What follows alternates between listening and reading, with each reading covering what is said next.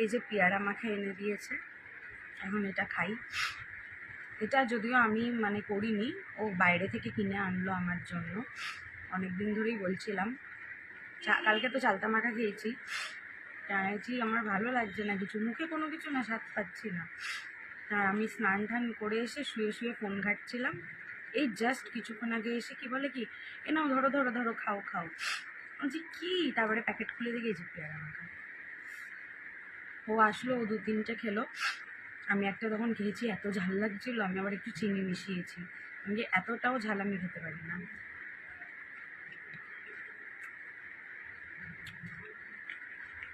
তবে না এই মাখাটা দারুণ হয়েছে, দারুণ। মানে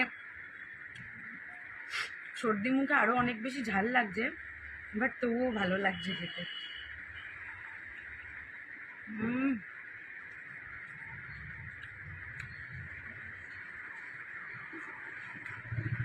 দারুণ লাগছে।